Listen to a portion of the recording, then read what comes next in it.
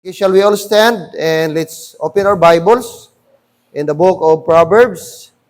Proverbs chapter number 4. Proverbs chapter number 4, verse 1 and 2. Proverbs chapter number 4, verse 1 and verse number 2.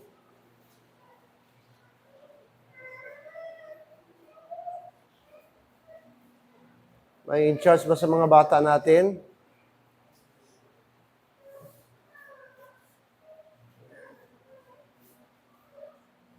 Sige po, basahin natin verse number 1 and verse number 2. Proverbs chapter 4. Read. Hear, ye children, the instruction of a father, and attend to know understanding. For I give you good doctrine, forsake not my law. Amen. This time, mag-pray tayo. Dear Father, we commit to you, Lord, our afternoon service. We thank you, Lord, for the short nap and good rest. We thank you also, Lord, for short rain na nagpalamig sa aming paligid. Salamat hindi naglakas at hindi nagtagal. And thank you, Lord, nag-resume po ang init ng araw. And here we are, once again, Lord, to complete sa aming pong worship. I pray sa mga brethren na, Lord, ma-realize nila na ma-miss nila ang blessing kapag hindi kami magbalik sa hapon. And we believe, Lord, na importante, kung importante ang Sunday morning, ganun din po, Lord, ka-importante ang hapon, wala pong kaibahan. Hindi po mas espesyal ang umaga, ordinary ang hapon. Kaya sana, Panginoon, ma-realize ng bawat isa na importante po ito. And especially sa pag-study namin ng mga basic teachings sa Bible and how to rightly divide the Word of God. And be with us, Father. We entrust to you na ikaw, Lord, magbigay sa amin ng talino, pag-intindi, pag-interpret po properly ng Bible. Salamat na meron po kayong paraan upang madali naming maintindihan ito. Holy Spirit, please guide us this afternoon. We thank you, Lord, and we entrust to you the rest of our afternoon service. In Christ's name, amen and amen. Okay, we started this lesson last Sunday, and this afternoon we're going to continue our series study based on the text, 2 Timothy 2:15, which is very familiar na po sa atin. Study to show thyself approved unto God, a workman that needeth not to be ashamed, rightly dividing the word of truth. So, yun yung pinaka-backbone sa ating study. And that is the biblical approach on how to interpret the Bible. And I hope and pray this verse ay dapat po natin ma-memorize, no? Kasi basic po ito. Hindi lang dapat sa mga bata, dapat i-memorize talaga natin ito, mga kapatid. Now, last Sunday is we talk about the mandate. There is a mandate. The word mandate is instruction. The word mandate is command. Okay? Or admonition. Okay? So, when we talk about mandate, we are obliged. Hindi po yan optional. Umaga, command. No? Command po yan siya. With authority. Okay, what is the mandate? And then, the motive number 2, and then the third one is the method. Now, okay, of course, let's go back sa ating pong mandate. Okay? Where is the mandate? The first word is the study. That is the mandate. That is the instruction. That is the command. We need to study. Why? Okay? It is an authoritative command. Oh. Nung sinabi po ni Bongo sa kanyang suna, okay, na hanggang December na lang ang pugo, ay dapat ano po yan? Ano yung medyo maingay? Wag niyo munang palaruin. Okay?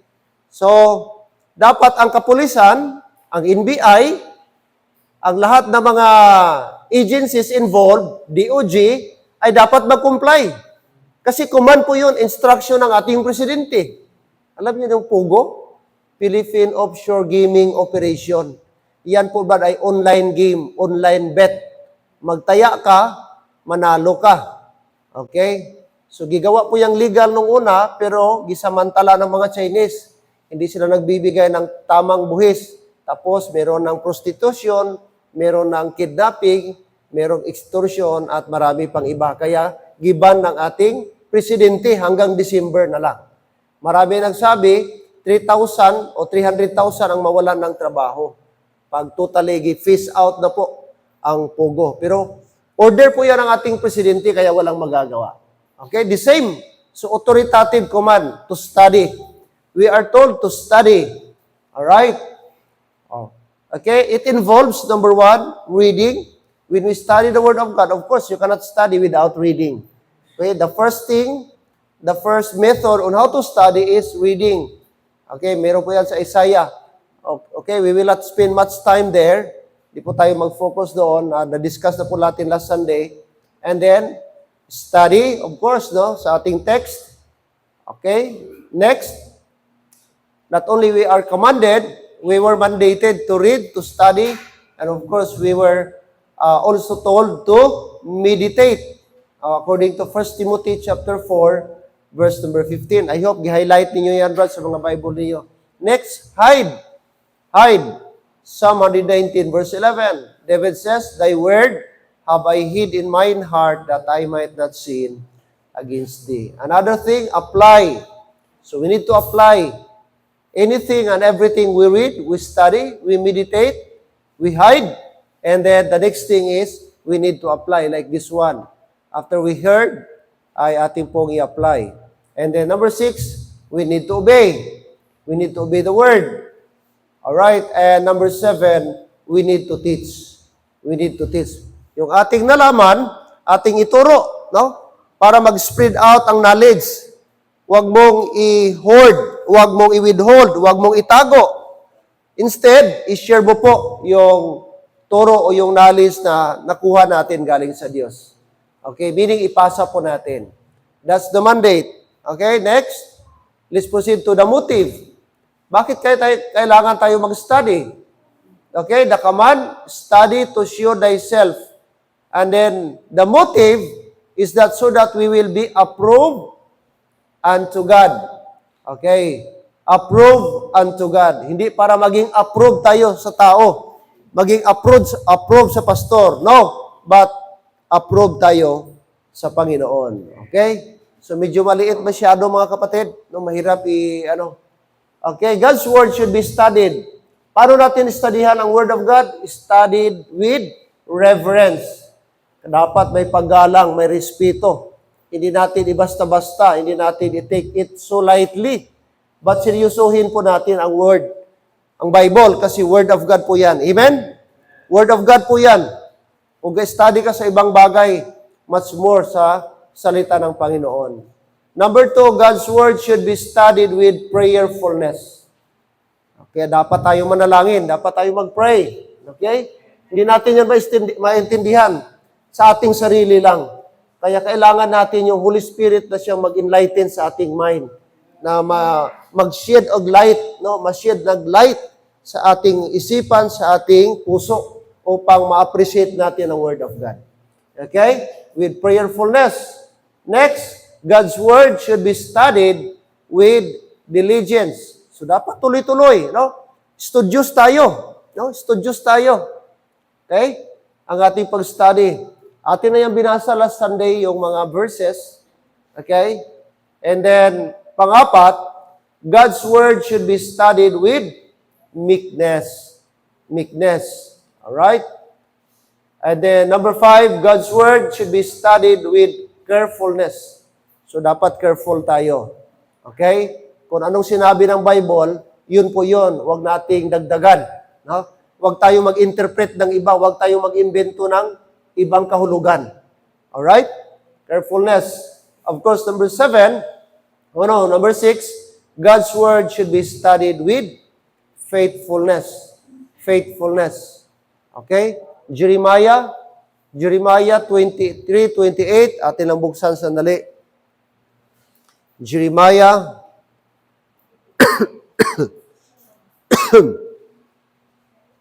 23:28. 28. Jeremiah. Ganito pang sabi ni Prophet Jeremiah. Chapter 23, verse 28. The prophet that hath a dream, let him tell a dream. And he that hath my word, let him speak my word faithfully. What is the chaff to the wheat, saith the Lord. Okay? Look at the phrase, let him speak my word faithfully. Whose word? God's word. So, paano tayo mag-speak? Paano natin salitain? Paano natin gamitin ang salita ng Diyos? Faithfully. So, hindi basta-basta. Hindi natin i-mishandle ang word of God. Kasi, madiminis po ang kanyang credibility. So, ang requirement dito, let him speak my word faithfully. Paano natin i-speak ang word faithfully? What is the chaff to the wheat, saith the Lord. Ibig sabihin, kung chaff, chaff. Kung wheat, wheat, huwag nating paghaluin. Sa atin dito, chaff, parang pasi ba? Huwag nating, doon sa, Kaya, yun ang ibig sabihin doon sa ating rightly dividing. So, ihiwalay natin ang chaff, ihiwalay natin, mga kapatid, ang wheat. Okay, faithfully. At number 7, God's word should studied with obedience. With obedience. After natin na-studyhan ang word of God, nabasa natin, nakita natin, what's next? I-obey natin. No? I-obey po natin. So, di natin, ganun pa na yung sabi ng Bible. Kasi sayang yung na-store na knowledge mo, tapos hanggang doon lang. Wala ka mang application, walang resulta, walang response. Diba sayang? Kaya, ang pinaka-ultimate, yung after natin nakuha ang knowledge, ang truth, i-apply natin ang truth. Amen. Okay. So, para maging approved tayo and to God. The mandate, the motive, and then, of course, the third is the method. Yung paraan. Okay. Ano po ang method? So, sabi ng Bible, rightly dividing the word of truth. Rightly dividing. So, andyan na yung sagot. Merong command, merong motive, at saka merong method. So, rightly dividing. Rightly dividing. Yun, doon tayo. Okay? Tamang paghihiwalay. Tamang paghihiwalay. Okay. Now, rightly dividing. The one great requirement of the word is grounded on the fact that it is the word of truth. So, word of truth po yan. Lahat po dyan nakapaloob sa Bible, wala pong mali dyan. Lahat dyan ay word of truth. And this fact is so stated as to imply that unless the word is thus rightly divided, we shall not get the truth. Amen? Kapag hindi natin na rightly divide ang Bible, hindi natin makita ang truth. Nandun lang ba? Kaso lang, hindi lang natin na plastar ng maayos. So, yun lang ang kailangan. Yun lang ang sikreto para maintindihan natin ang Bible. Rightly dividing the word of truth. And that we shall get its truth only in proportion to the measure in which we divide it rightly. Rightly. So, dapat tama, no? Tama ang ating proseso. Tama ang ating pag-divide. Okay? So, parang tawag doon, nag-slice ka nga ng isang karne. Okay, gi-slice mo nga. Pero, masyadong malalaki. Okay? Ang daming kumakain. Tapos, ang pag-slice mo, ang lalaki. Litson nga, isang buo. Tapos, ang slice mo, tag-1 kilo. Tapos, ang pagkainin mo, 100. Paano magkasya yun? Di ba? So, dapat proportion. Tama ang pag-slice. So sa Bible, dapat proportionate din. Kaya sabi doon, proportion to the measure in which divide it rightly. How to divide? Divide it rightly. Kaya sabi ng verse, rightly dividing the word of truth. Kasi merong wrongly dividing. Merong wrongly din. Pero sa atin, rightly dividing. Yun tayo. Okay. Now, tingnan nyo po ang mga modern versions. Magkaroon tayo ng comparison. Paano nila sinabi ang 2 Timothy 2:15? Okay? 2 Timothy 2:15. Sa King James, okay, ating authorized version, 16:11, masyadong maliwanag. Okay? Study to show thyself approved unto God, a workman that needeth not to be ashamed, rightly dividing the word of truth. Now, tingnan mo sa ibang version. NIV, do your best to present yourself to God as one approved, a worker who does not need to be ashamed and who correctly handles the word of truth. Malayo. Kasi, okay, ang pagkasabi, correctly handles the word of truth. Wala yung rightly dividing. Pwede kang mag-handle ng word of God, pero hindi rightly dividing. At sabi pa dito, wala. Do your best lang. Pwede kang mag-do your best. Maraming paraan, do your best. Okay? Pero iba yung word na study. Kasi ang study specific yun. Na command talaga na direct. Yung parang study, is-sentence na yun. Complete thought na po yun. Study, that's it. Wala na. Kahit di mo na dagdagan yun, sentence na po yun, thought na po. Pero sabi sa NIV, do your best. No, do your best. Pag sinabing do your best, pwede hindi, pwedeng, parang optional. Malayo. Kaya, sabi ng iba, mas maganda yung NIV kay simplified. Simplified na pagkakurap.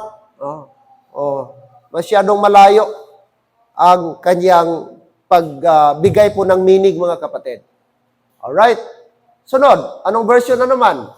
Okay, NASB, New American Standard Bible. Ano naman ang sabi? Be diligent. Be diligent lang. To present yourself approved to God as a workman who does not need to be ashamed, accurately handling the word of truth. So, ano lang niya? Pagkasabi, Brad, hindi divided. Ang sabi lang niya, accurately.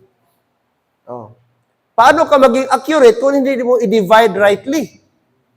Ang proper na ang accurate Bible interpretation ay by dividing the word of truth. No, there is no way na accurate ang pag-interpret mo ng Bible without rightly dividing. Alright? So, yun sa NASB na Bible version. Alright. Next. Ano naman? NLT. New Living Translation. Ano naman ang pagkasabi sa NLT? Work hard so you can present yourself to God and receive His approval. Okay? Be a good worker, one who does not need to be ashamed and who correctly explains the word of truth. So, kanina naman, accurately. Ito naman, correctly explains the word of truth. So, ang study, gipalitan ng work hard. Work hard na ang pagkasabi. And then, ang rightly dividing, di mo makita. The same, correctly explains the word of truth. It's the same. You cannot correctly explain the word of truth without applying rightly dividing the word of truth. Alright? Okay. Next, Revised Standard Version. RSV. Do your best pa rin, do your best to present yourself to God as one approved, a workman who has no need to be ashamed, rightly handling the word of truth. Magkaiba po yung rightly dividing kaysa rightly handling. Hello? Iba po yun, mga kapatid. Hindi po yung pareho. Ang command is rightly dividing, hindi lang rightly handling. Pwede ka mag-handle na hindi mo ma-divide.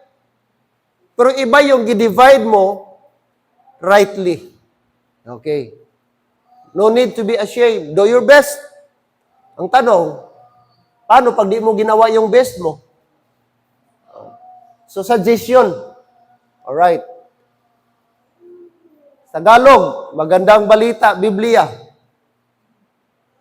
Sikapin mong maging kalugod-lugod sa paningin ng Diyos. Isang manggagawang walang dapat ikahiya at tama ang paggamit sa salita ng katotohanan. O, ano ang ginamit? Tama ang paggamit sa salita ng katotohanan. O. Dito sa Tagalog, sikapin. O sikapin pa lang. So pag sinabing sikapin, parang optional. Okay? Sikapin, ibig sabihin, parang pwede, parang hindi. Pag sikapin, talagang walang, lesser lang. Lesser ang, walang authority. Okay? Sikapin, ganun lang pagkasabi. Walang strong, walang authoritative. Alright. Katulad na yan, pag-igihan mo, parang the same lang siya. Okay? Kaya mga kapatid, iba talaga, no? Sa lahat ng mga version, wala kang ibang makita kundi doon lang sa King James. Sa ibang Bible, di mo makita ang rightly dividing the word of truth. Sa King James lang yan na version ng Bible. Kaya nga, dapat ang ating Bible, King James. Kasi pag hindi King James version, baka iba ang pagkasabi dyan sa Bible mo. Di ba? Amen? I don't know, sa Ilonggo natin na Bible, anong pagkasabi dyan, mga kapatid? Okay. Now, the basic timeline chart. Okay? So, dapat alam natin ang timeline. So, binasa natin ito, Hebrews 11:1-1. Okay, basahin po natin isa-isa. Hebrews 1:1. In our previous study, nabasa na po natin ang Hebrews, pero balikan po natin para sa iba. Hebrews 1:1. Hebrews chapter 1, verse number 1. Hebrews chapter number 1, verse number 1. Sige, magbukas po tayo ng Bible lahat. God, who at sundry times and in diverse manners spake in time past unto the fathers by the prophets. God, take note, at sundry times, sundry means in past times or many times, several times, in diverse manners, sa iba't ibang paraan, speak in time past. Nakipag-usap siya, nagsalita siya in time past. Kanino siya nagsalita? Unto the fathers by the prophets. Alright. Hath in these last days, verse 2, spoken unto us in the last days, in past, sabi niya, nakipag-usap siya in the fathers and prophets. Pero verse 2, sabi niya, hath in these last days spoken unto us by His Son, whom He hath appointed heir of all things, by whom also He made the worlds. So makita po natin doon, mga kapatid, meron pong in time past, at sabi dito, in these last days, unto us. Yung unto us, by His Son. Okay, Galatians 4, verse number 4. Galatians 4, verse number 4. Another verse.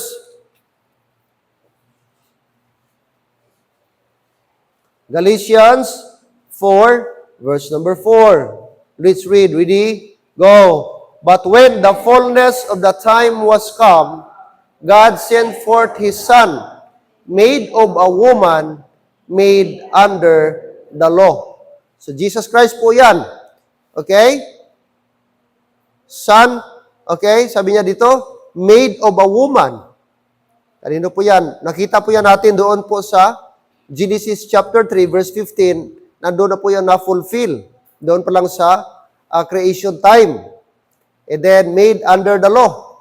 So, take note, si Jesus Christ is, pinanganak po siya under the law. during the law. Okay. Next, Romans chapter 5, verse number 6. Romans chapter number 5, verse number 6. Establish muna natin itong mga verses. Okay? 5, verse number 6. For when we were yet without strength, in due time, Christ died for the ungodly. So ito po ang ating sitwasyon. Ito pong purpose ni Jesus Christ sa kanyang kamatayan. We were yet without strength in due time, Christ died for the ungodly. Ungodly. Okay, 2 Thessalonians. 2 Thessalonians chapter 2, verse number 6. Chapter 2, verse number 6. Verse number 6, and now ye know what withholdeth, that he might be revealed in his time. Okay. So yun po yung pagkapanganakan ng ating Panginoon Diyos na i-reveal po siya, magpakita siya, or matupad po yung kanyang propesya. Doon po sa Isaiah chapter 9, verse number 6, mga kapatid. Alright. Now, Genesis 1:1 to Revelation chapter 21. Okay, pati bata alam, Genesis 1:1, in the beginning was the Word. In the beginning, God created the heaven and the earth. Revelation 21:1. Anong sabi sa Revelation 21:1? Okay.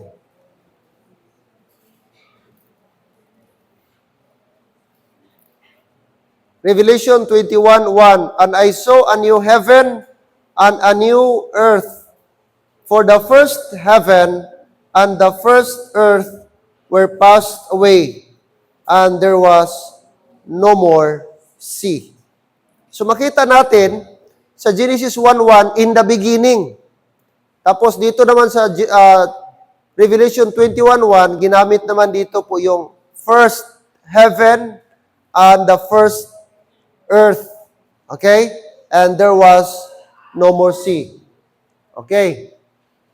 Now, God laid out in the Bible a semi-chronological order from the beginning to the end. A timeline helps to more easily visualize the chronology of events at the related books of the Bible. The far left, dito, Genesis 1:1, of the chart shows the beginning as recorded in the beginning of the Bible, Genesis. Kaya nga, pag sinabing Jin, okay? Mga kapatid, beginning. The far right of the chart shows the new heaven and the new earth referred to the end of the Bible. So dito po, from the beginning, and then ito po ang end. So yan po, ang line po, ito po yung God's timeline. Okay, so tingnan natin saan tayo napabilang doon sa timeline. From Genesis to Revelation. Ito, the past, Revelation 21, future. Okay? Future. So dapat, sa pag-interpret natin sa Bible, simple lang, dapat ang ating border, okay, cross. The first symbol on the center of the chart signifies the crucifixion of the Lord Jesus Christ, which occurred about 2,000 years ago. So dapat dito tayo, meron tayong cross, a symbol natin. John 19:17. Anong sabi sa John? John 17:19. John, 19:17. 19:17. Chapter 19, verse 17. Read. And he, bearing his cross, went forth into a place called the place of a skull, which is called in the Hebrew, Golgotha. So, ang word Golgotha, it is a Hebrew word of a place of skull. A place of skull.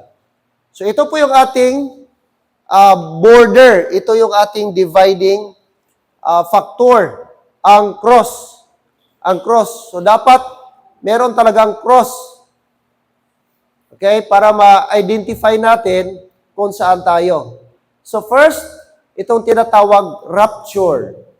Okay? Now, saan ba ang rapture? After or before the cross? After the cross. Okay? Now, rapture, the next symbol is the catching out of the saints. Ang rapture, it is the event of catching of the saints or catching of the church, the body of Christ. The two arrows meeting in the clouds signifying the rapture. The arrow going up indicates the resurrected bodies of the saved, going up into the clouds to meet the Lord. The arrow coming down represents the Lord's descending from heaven to meet the saints. 1 Thessalonians chapter 4 verse 13. So take note, ang rapture ay will happen in the clouds. Amen? It will not happen on the earth, but in the clouds. So ang pataas, itong arrow na pataas going up, ito yung mga saints. Tayo someday, aakyat tayo according sa 1 Thessalonians. Tapos yung arrow na pababa, nag-signify po yan sa ating Panginoon. And there will be meeting in the air. Meeting in the air. Okay. Next is second coming. Second coming. So bababa naman ang ating Panginoong Hesus. Bakit second coming? Diyan pa tayo? Kasi yung una, na nung pinanganak si Jesus Christ, first coming yun. Nung pinanganak siya dito. Ang kanyang pagbalik, yun yung second coming. Iba po ang second coming, iba ang rapture.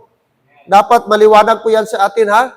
Kaya minsan ginahalo natin na second coming, rapture pa rin ang tawag natin. Hindi po.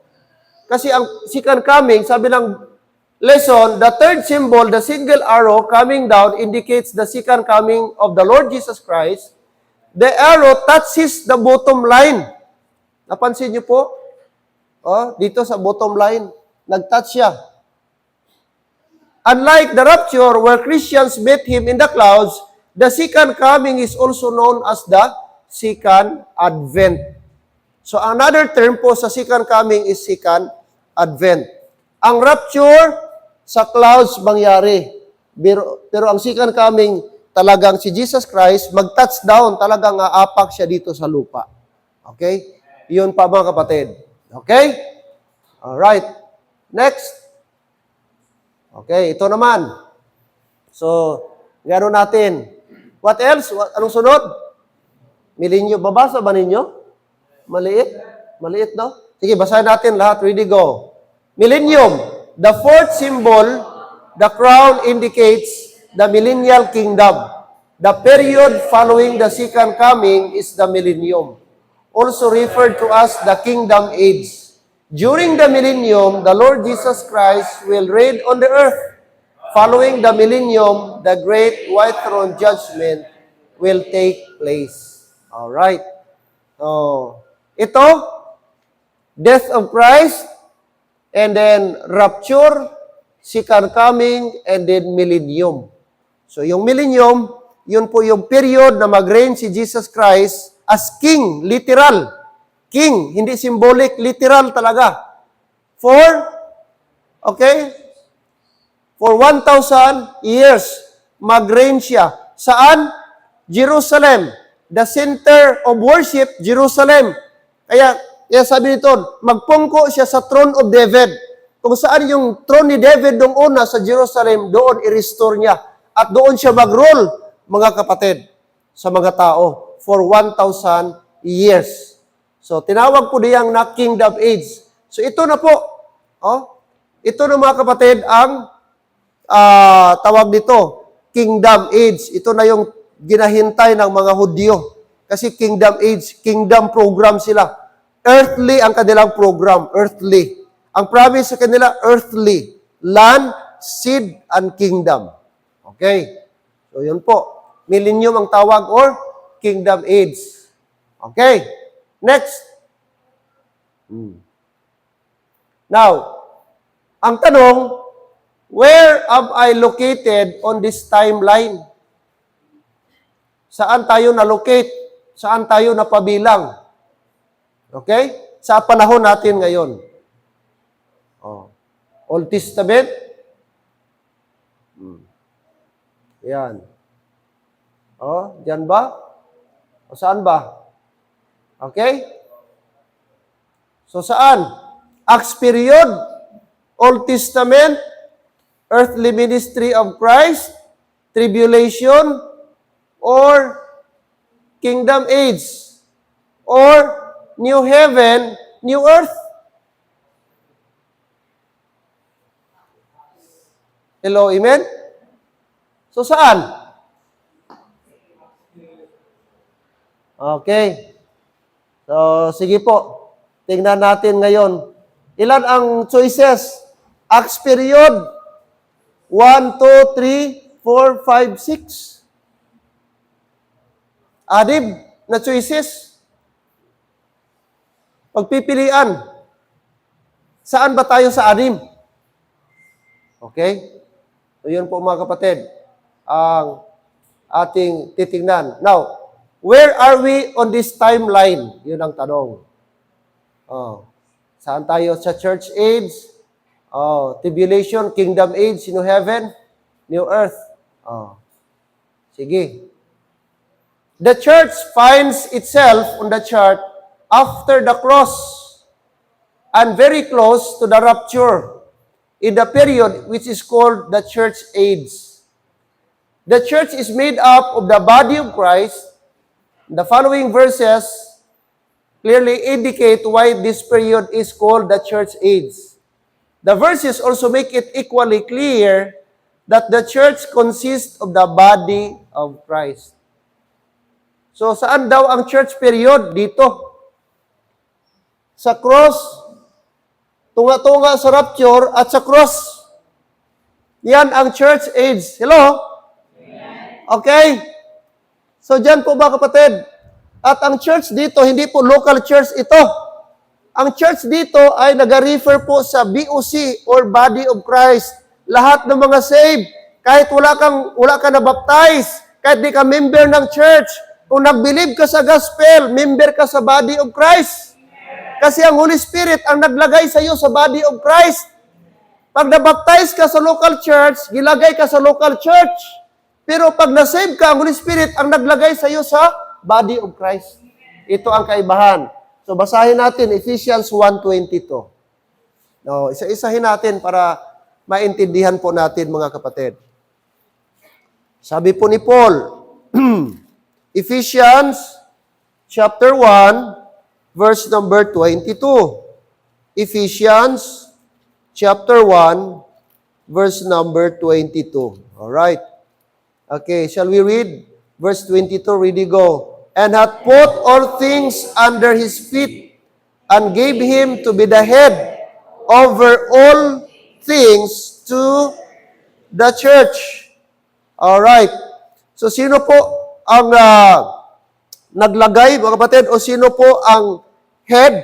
Sabi pa, okay, si Lord, ang God natin, and hath put all things under his feet, and gave him to be the head.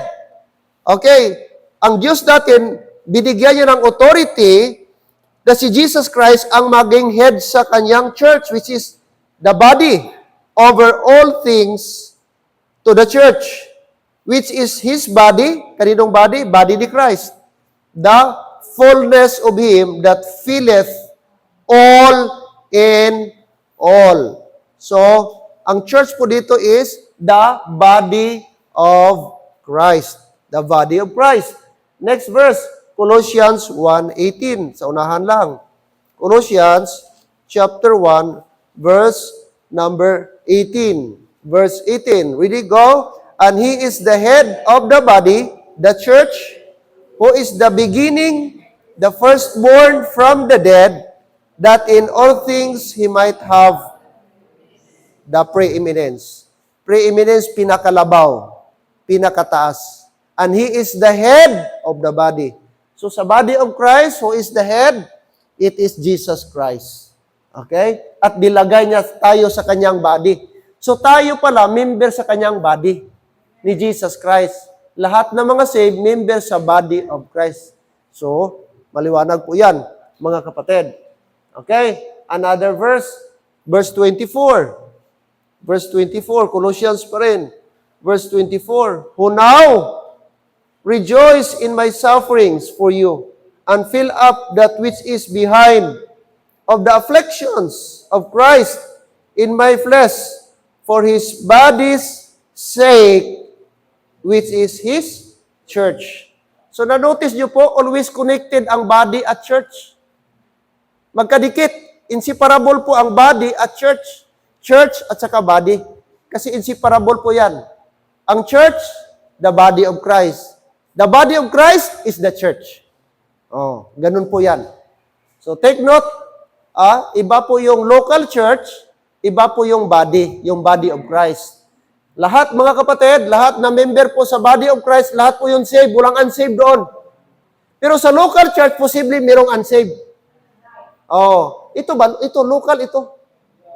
Hindi ito ang body of Christ. Local. Oh, simbahan ng Tampakan, local. Simbahan ng Jinsad, local church. Pwede di natin alam, di natin masabi 100% lahat saved. Pero sa body of Christ, automatic po yon, saved lahat. Yan ang kahibahan mga kapatid. Amen. Alright, so yan po. Saan ang church? Okay, dito. In between sa rapture at ano. So meaning, tayo ito ngayon. Amen? O, ito tayo, dito tayo napabilang. Sa church age. Church age. Okay. Now, we are close. Di ba? Malapit lang rapture, at sa gitna tayo, rapture na, tapos dito. So, malapit na talaga. Okay. Now, another thing. Okay, basahin po natin ang Romans chapter 6, verse 14 and 15. Romans chapter 6, verse 14 and 15. Romans chapter 6, verse 14 and 15. For sin shall not have dominion over you, for ye are not under the law, but under grace. Amen. What then? Shall we sin because we are not under the law, but under grace? What's the answer? God forbid. Kaya di ka magsabi, brad, na kay under grace na, magpinagusto ka na. Dapat gani, maging conscious ka ngayon. Kay ikaw, kapatid, temple of God ka na ang katawan mo, sabi ng Bible. At gisave ka ni Lord dahil sa kanyang grace. Okay? God forbid. Okay? Right.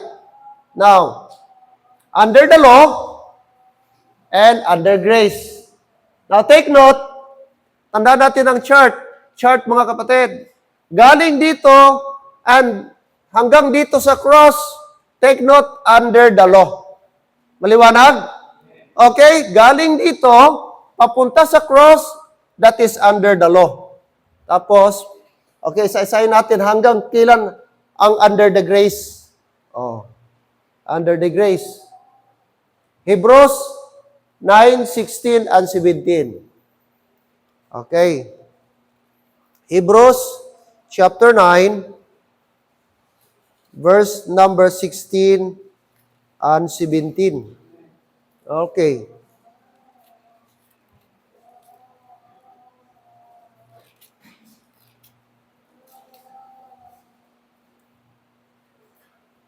Mga ladies, pakibasa po. Verses 16 and 17. Hebrews 9. Read, ladies.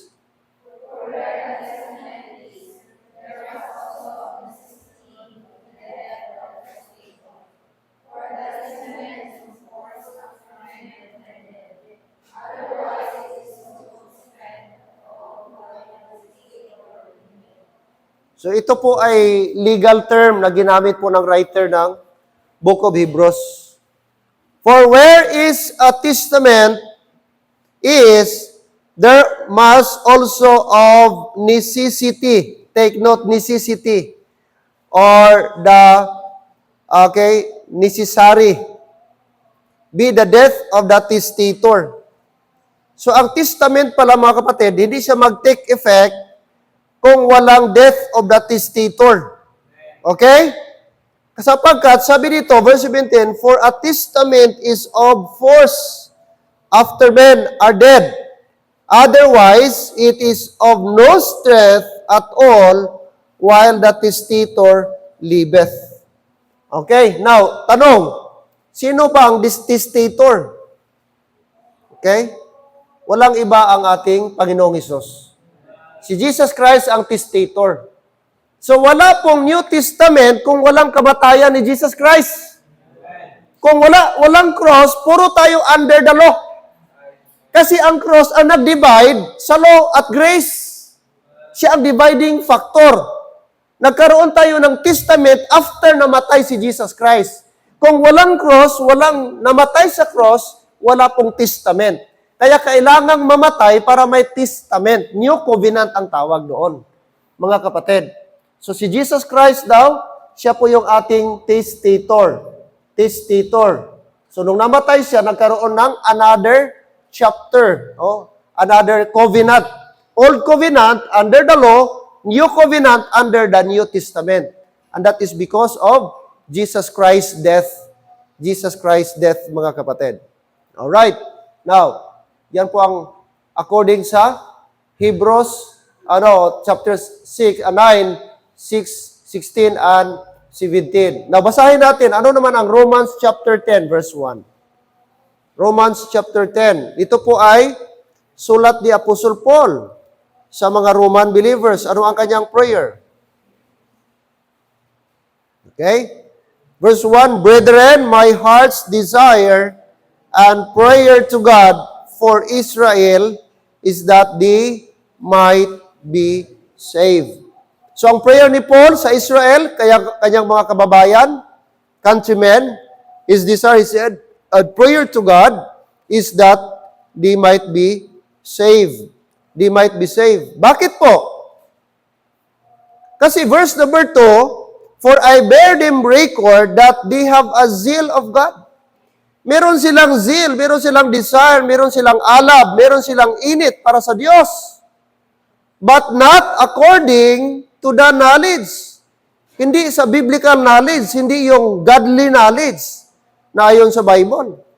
Sabi ni Paul, sapagkat, sabi niya, for they being ignorant of God's righteousness.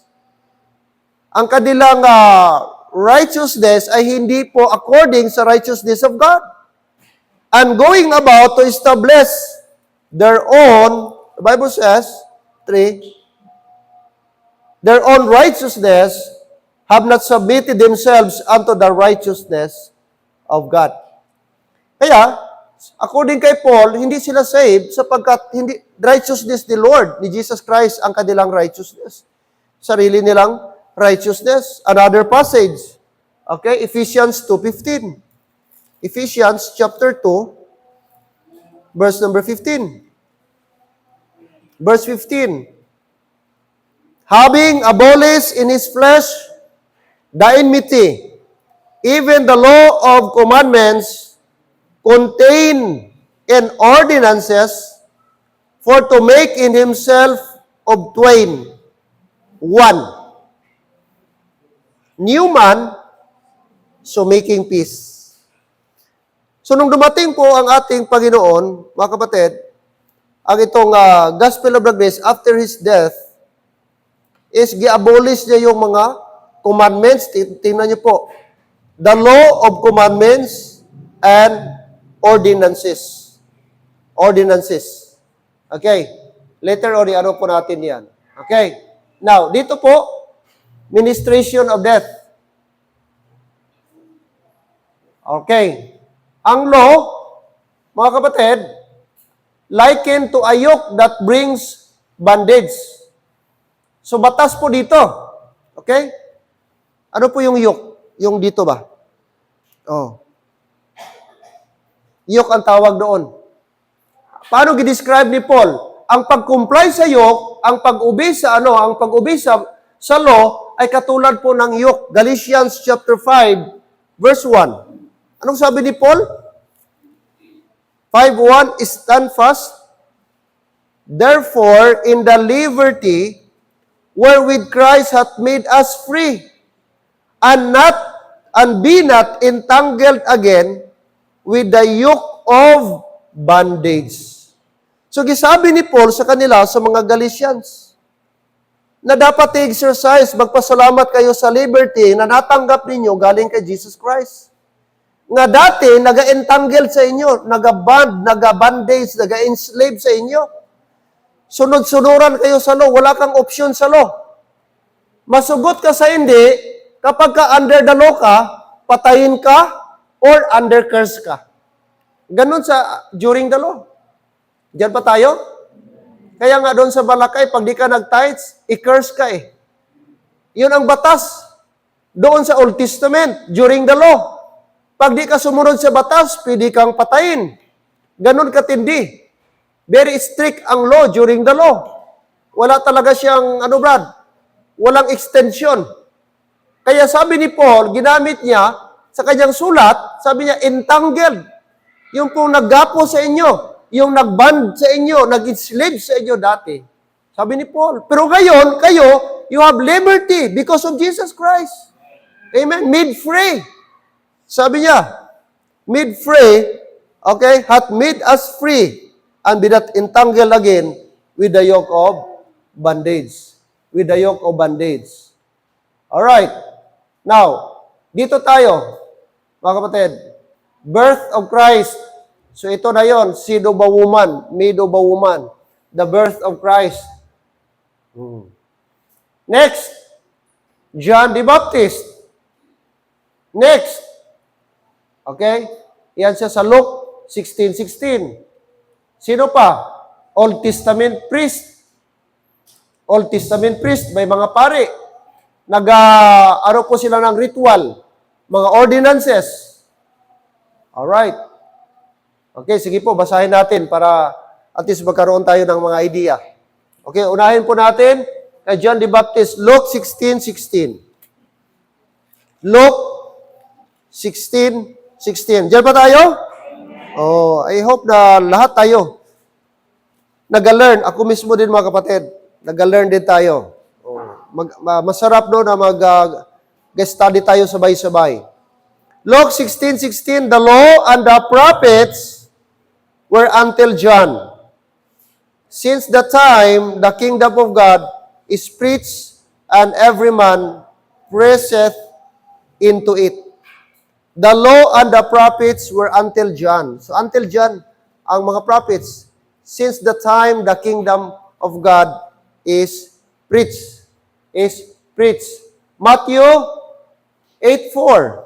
Matthew chapter 8, verse number 4. Okay. Anong sinabi sa Matthew chapter 8, verse number 4? 8, verse number 4. And Jesus saith unto him, See thou tell no man, but go thy way, show thyself to the priest, and offer the gift that Moses commanded for a testimony unto them. So ito po mga kapatid, ang command ni Jesus Christ, okay, sa isa pong leper, no? Na dapat niyang gawin bilang kanyang papasalamat sa Panginoon sapagkat siya po'y nalinis na gumaling sa kanyang kitong leprosy.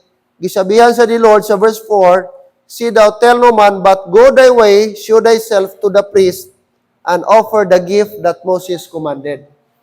So during sa time ni Jesus Christ, may mga pari pa. Okay. So next, Sabbath.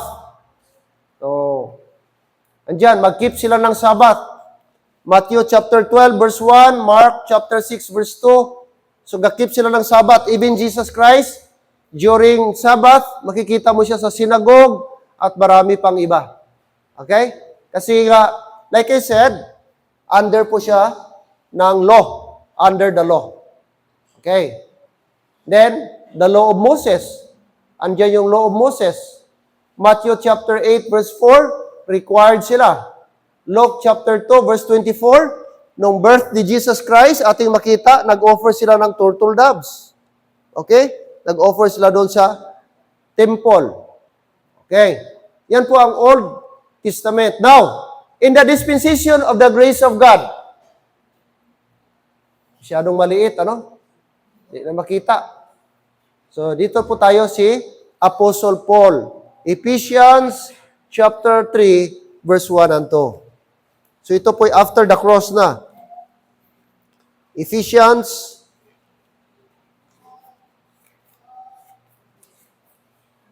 chapter 3, 1 and 2. For this cause, I, Paul, the prisoner of Jesus Christ, for you, take note Gentiles. So, kanino si Paul? For you, Gentiles.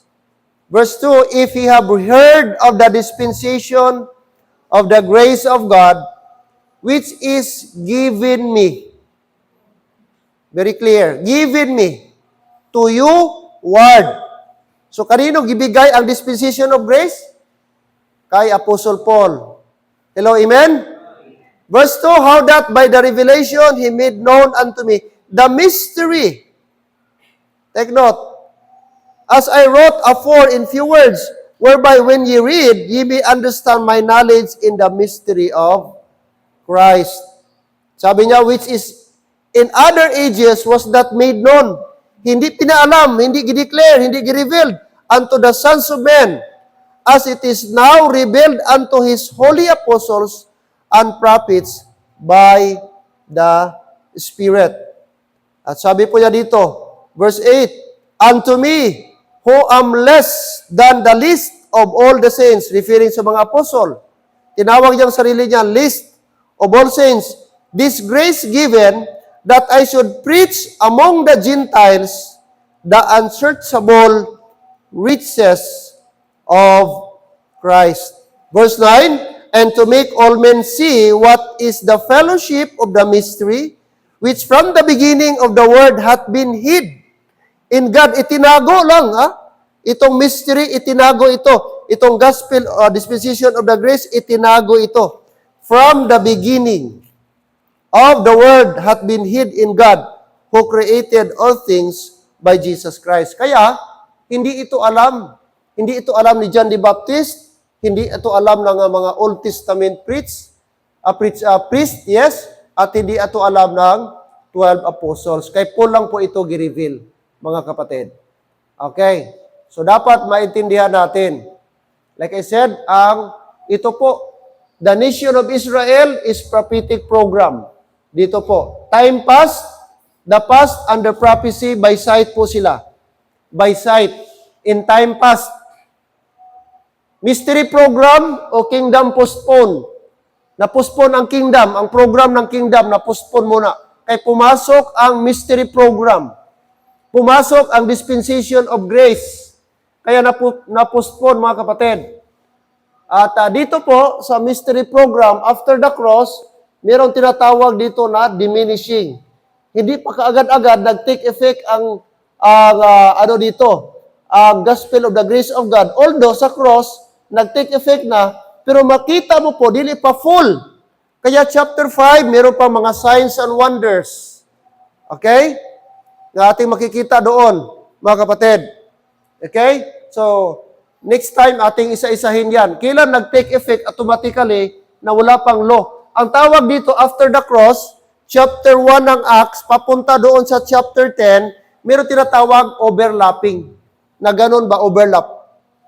Merong grace, merong pagamay na law. Kasi di pa fully, meron tinatawag transition period.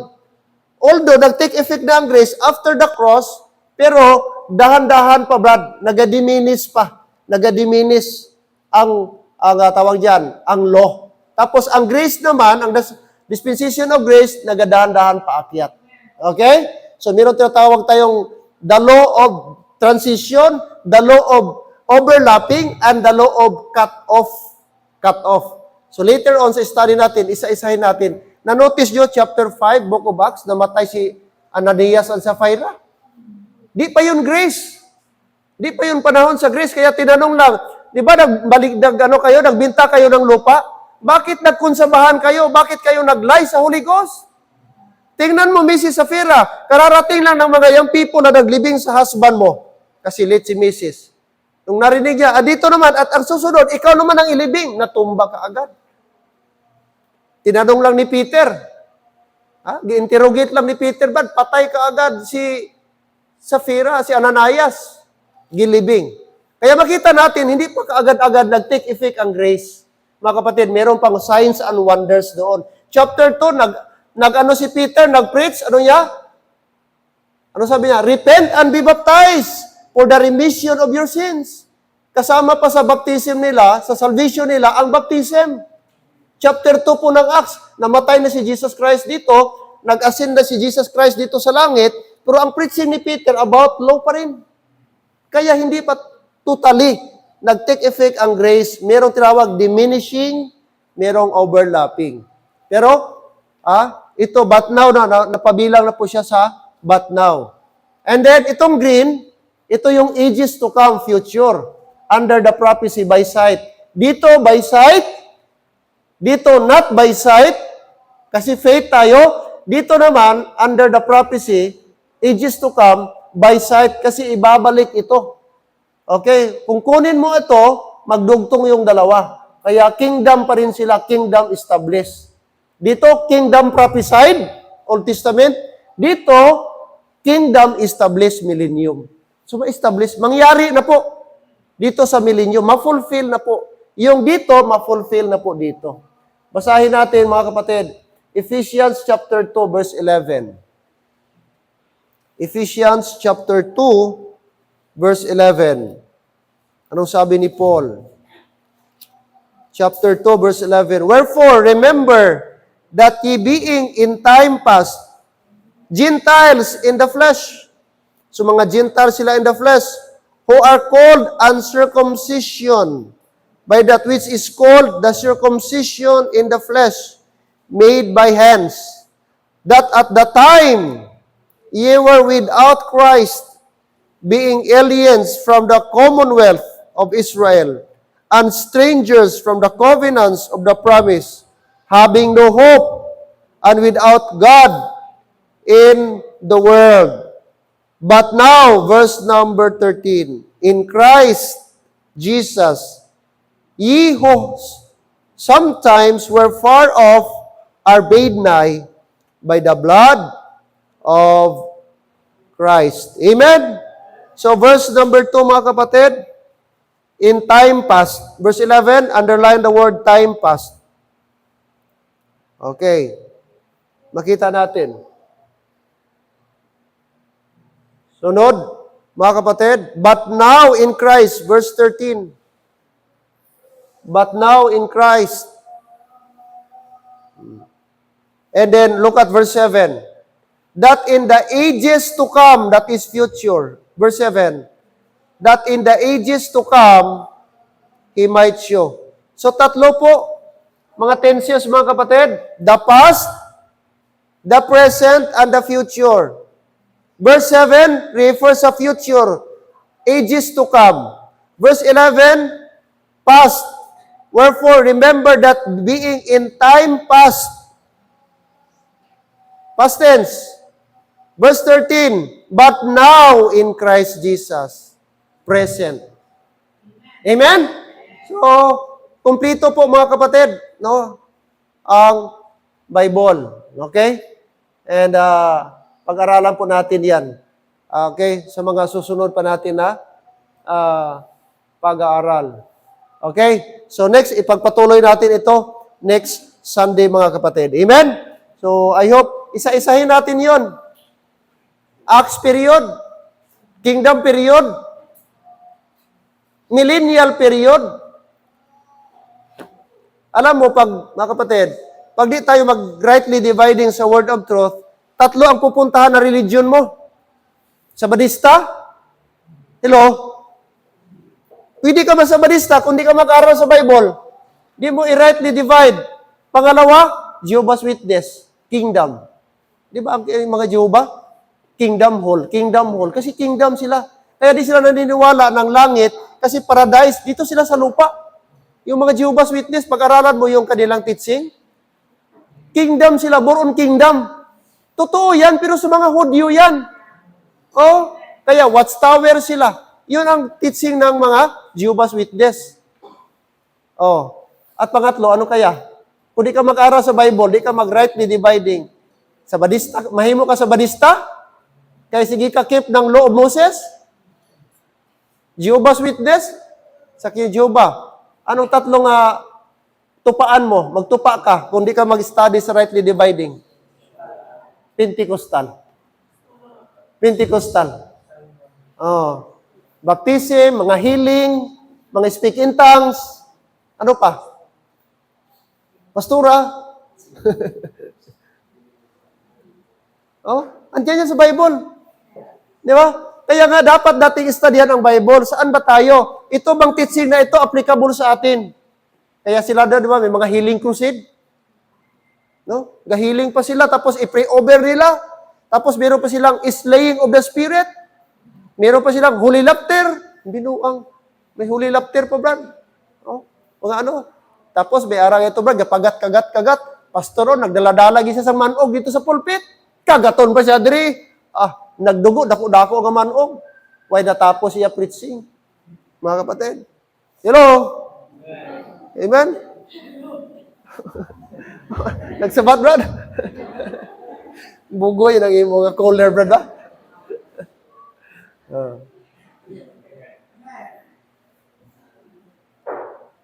Mga kapatid, totoo po ito. Pastor ko dati, mga kapatid, high school pa lang, naging pastor ko siya. For 2 years, doon sa Lapu-Lapu City, Cebu. Pastor ko siya sa fundamental. Magaling na pastor, taga Cagayan de Oro. Bright na pastor. Talagang matalinong pastor, studios. Magaling sa Bible. But you know what, ngayon mga kapatid? Sa badista na pastor. Nalungkot, na-shock ako kung nakita ko yung video niya. Nagtestimony siya na nakabasa daw siya ng article ng Catholic na nagsabi doon, the only religion na nag-decline sa utos ni Emperor Constantine na nag-defy, gisupak niya, na hindi, gisupak niya ang kaman kasi si Constantine daw ba ang author sa Sunday worship. Kaman daw yan, pero ang original daw na simba is Sabado. Gi-cheese lang daw ni Constantine yan kasi gi-embrace niya ang paganism at Christianity, gi-merge niya. From now, since then, gi-cheese siya, nag-declare si Constantine sa whole world na ang Sunday is the official day of worship. Tapos, ang Sabadista lang daw, sa among religion, ang hindi nag-embrace. Kaya yun daw ang totoong religion, Sabadista. Kaya doon siya na-embrace dahil sa article na yun. Kita mo, hindi pa Bible. Article ng Katoliko ang nagpa-convert na Sabadista. Yun ang tendency, mga kapatid, pag di mo rightly dividing the word of truth, i-mix mo, ayun ang resulta. Akala mo ang verse applicable sa iyo. Hello, amen? Di ta Jehovah, amen? Hindi man ta sa badista. Amen? Praise the Lord. Mga kapatid, kaya po, tayo po ay mag-aral ng Word of God. So, i-plaster lang natin para, mga kapatid, matawag dyan, malaman natin kung saan talaga. Sa ako ng imo cooler, Brad, ba? Inagasimba, pamiyon niya na tama, gano'n. Dito, gining cooler ni mo ba? Okay, tayo, please. Tayo. Diyos naming Ama, Panginoon, maraming salamat po ngayong hapon. Salamat sa lesson. Sana po, Panginoon,